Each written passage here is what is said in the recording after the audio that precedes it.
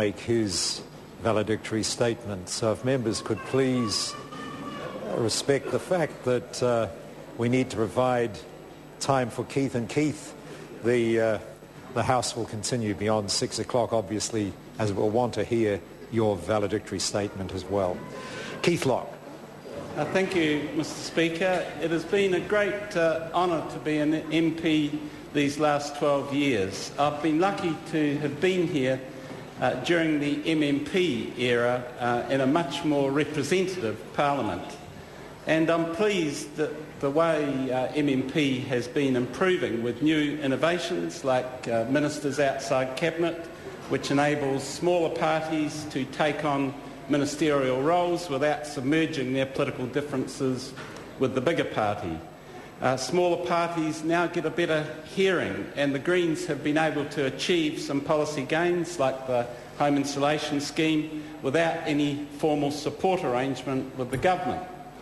My suggestion to refine MMP further is to remove the fiction of an official opposition with a leader of the opposition, which is a hangover from the two-party system.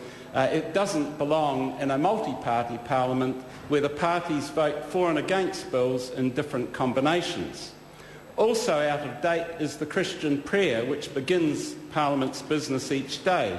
We need a more inclusive secular statement, given that half of the members in this House are not religious or of another faith. I do commend the improvements made to question time under Speakers Jonathan Hunt, Margaret Wilson and you, Mr. Speaker. You've taken that bold new step of actually requiring ministers to answer direct questions. I think we now have one of the best parliamentary question periods in the world, if not the best. Sometimes the shine is taken off question time by excessive noise as members shout across the floor, and I've been amazed that this continues when every MP knows that no one outside this chamber appreciates this. The continuing rowdiness also hides another achievement of MMP during my time in Parliament, and that is the greater cooperative spirit and willingness to work together across party lines to progress political issues. I get a particular kick out of working successfully with parties furthest from the Greens in general philosophy. A few years ago, I organised a joint public protest meeting with Rodney Hyde, which helped to halt government plans for a new waterfront stadium in Auckland, which would have visually mucked up what is now developing into a nice waterfront area. I also arranged a joint press conference with ACT plus United Future and the Māori Party to hurry up the repeal of the sedition laws, which we quickly achieved.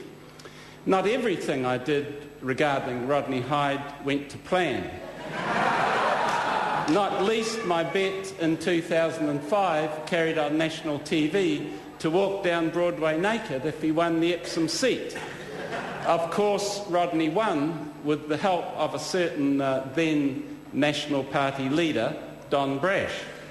I had no option but to carry through on my promise, treating it as a golden opportunity to showcase the talents of one of New Zealand's foremost body artists, Phil Duchard. I'm now less into gambling, although I'm tempted to put something on the Warriors winning the NRL Grand Final this Saturday. Another one of my successful cross-party political liaisons was with United Future leader Peter Dunn in the National Party to oppose provisions in the Births, Deaths and Marriages Bill, which would have drastically reduced public access to genealogical records. Peter Dunn and I made a joint submission to the Select Committee, which helped convince the then Labor government that they had to rewrite the whole bill. This obscure bill may have directly benefited more New Zealanders than anything else I've done in Parliament, because so many Kiwis are researching their family history.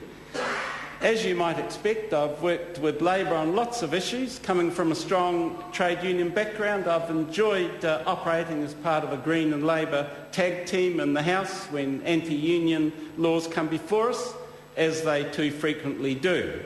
In most of my human rights work, the Māori and Mana parties have been good allies. Alongside the Greens, they've recognised how the laws and practices generated by the so-called war on terror erode our civil liberties. More New Zealanders see that now. It wasn't so easy in the immediate aftermath of 9/11, when for the Greens I was advocating peaceful solutions, opposing the war on Afghanistan and saying that we shouldn't rush to adopt the Terrorism Suppression Act. Unfortunately, when New Zealand brought into a war on terror, it had to come up with some terrorists, and in the absence of any in New Zealand, innocent people like Algerian refugee Ahmed Zawi were targeted. I take great satisfaction that Ahmed Zawi and his family are now well settled in New Zealand, and that I played a role in the 5-year campaign to achieve this. And I'm honoured that Mr Zawi and his son are present with us today.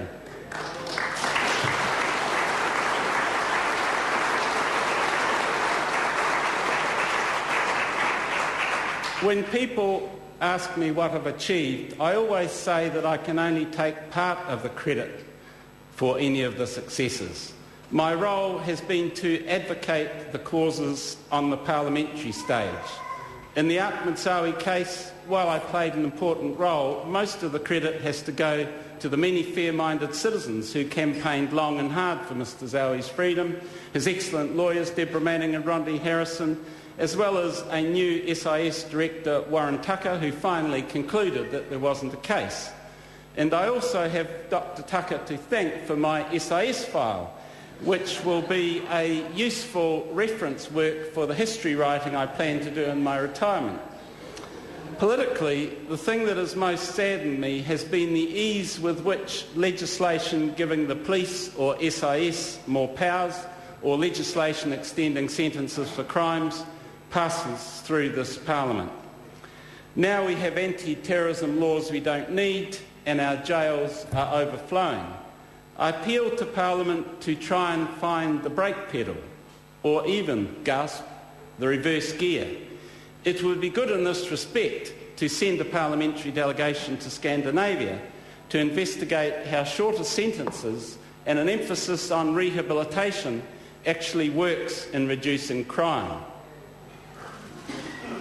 Norway is providing a great example to the world when it reacted to the recent mass killing with a march where people carried roses and pledged not to turn Norway into a security state.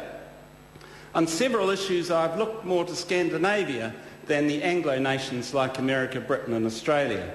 For the last 12 years, I've been a green battler for New Zealand to be more independent in foreign affairs and defence, building on what we achieved in leaving ANZUS and becoming nuclear free.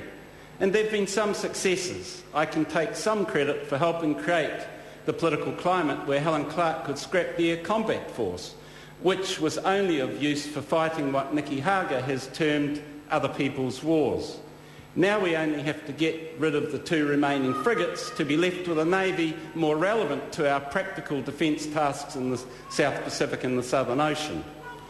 There is an independent, pioneering spirit within most New Zealanders, which grates against subordination to American dictates.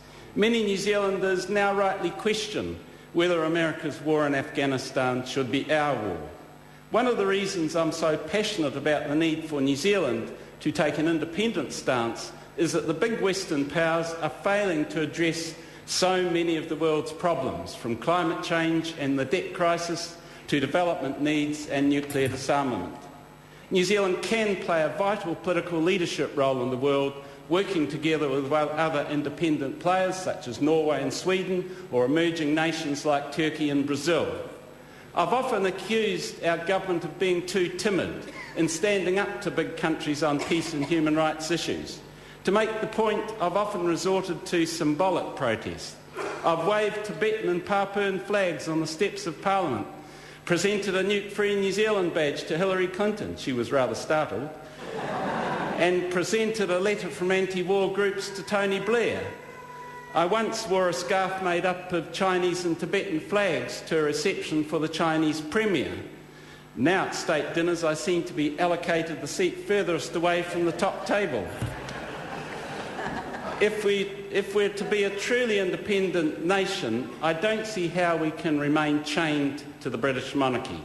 Even though my head of state referenda bill failed to get a majority in the House last year, I did put the issue into the parliamentary arena, and there is now a cross-party Republican caucus in this House. Most MPs recognise that we can't stay a monarchy forever. Why not be bolder and bring about the change, even if it does upset a minority of constituents still attached to the royal family? I've also enjoyed being an Auckland MP and being part of Auckland's evolution into a considerably more tolerant, bicultural and multicultural town. Auckland's public transport system has also improved, but there wouldn't have been the transport snarl-up on the first day of the World Cup if governments had been listening more closely 10 years ago to the pleas I and other Greens were making for more investment in Auckland's rail. I'd like now to pay a tribute to all those wonderful Green MPs I've had the privilege of working alongside during my 12 years in Parliament. And it's great to have Jeanette Fitzsimons with me here today, along with Nicola and Holly Donald, the partner and daughter of the much-missed Rod Donald. Rod and Jeanette led us through the difficult times of consolidating the Green presence in Parliament and in the public consciousness. It wasn't an easy ride. Initially, we were dismissed as either utopian dreamers or dangerous extremists. Sometimes the labels seemed mutually contradictory, such as when I was dismissed as both a Stalinist and a weak-kneed peacenik in the same breath. I've never particularly minded the peacenik label. It's much easier now because public opinion has moved much closer to the Green way of looking at things, which is one reason why we're going up in the polls. We now have a much stronger Green Party, and I would like to pay a big tribute to all the Green members who worked so hard to get out the Green message. The Green office staff have been fantastic over the years, too many to mention, but I particularly want to thank my dedicated executive assistant, Claire, my advisor, Kevin, and Lucy, Ivan and Karen in the Auckland office. Some have said that it won't be the same now you originals have gone, but I have great faith that the expanded team that will emerge from the election, ably led by Russell Norman and Materia Ture, will take Green politics to a higher level.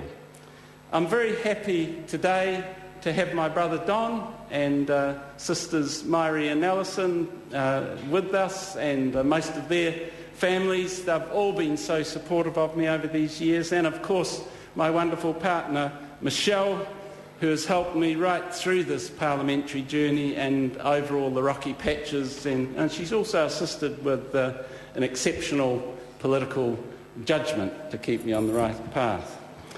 People will say, will you miss Parliament? And I say, yes. It has been my other family these past 12 years. And as if to reinforce this point, one of my young great-nieces calls me Uncle Parliament. Thanks to the MPs from all parties, I've enjoyed your company and friendship, and all the parliamentary staff, clerks, librarians, Hansard recorders, ushers, messengers, security, select committee workers, you name it, and particularly the cleaners who don't get much more than the minimum wage when we MPs are paid so well. To all my friends in the press gallery, thanks for your professionalism and for giving me a fair go. In my maiden speech, I said that I saw my role first and foremost as a representative of all those active community groups who are pushing good causes, from better public transport to humane treatment for refugees, from organic farming to nuclear disarmament. And one of the great things about this House is that it has a big front lawn so that community protests can be brought to the steps of Parliament. And I've been regularly out on those steps speaking in support of the protesters on the grass on every type of issues. Sometimes I didn't know the protesters were coming until I spied them on Parliament grounds from our offices on the 15th floor of Bowen House, and I've rushed down and quickly constructed a speech on the particular issue, such as on one recent occasion addressing the plight of the persecuted Assyrian Christians in Iraq. I didn't quite know they were coming, but So if you want to catch up with me after I've left Parliament,